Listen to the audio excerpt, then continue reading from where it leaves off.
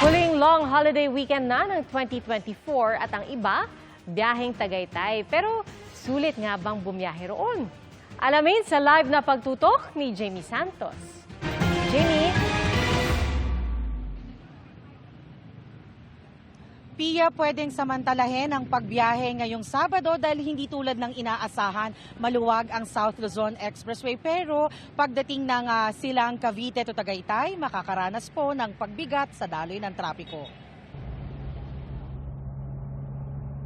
Nang bagtasin namin ang South Luzon Expressway ngayong hapon, mabilis ang takbo ng mga sasakyan sa Susana Heights.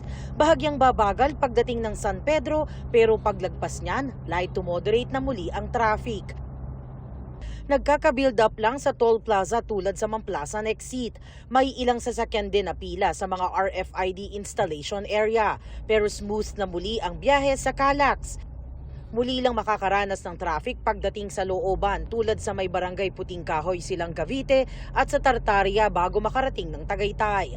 May ilang motorista rin kasi ang humihinto sa gilid ng kalsada para mamili ng prutas, tulad ng grupong inabutan namin na mula pa sa Pampanga. Alas 4 daw ng madaling araw sila umalis ng Pampanga pa Tagaytay.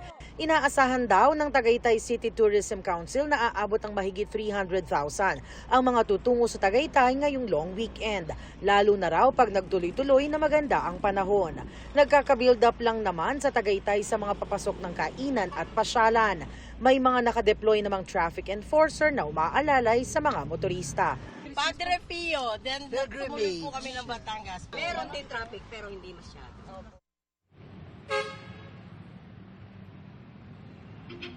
Pia, para sa mas maayos at masayang paglalakbay, ngayong long holiday weekend, tiyakin pong may laman o may load ang inyong mga RFID at tiyaking nasa kondisyon ang inyong mga sasakyan at driver para sa ligtas na paglalakbay. At yan ang latest mula rito sa Tagaytay. Balik sa iyo, Pia.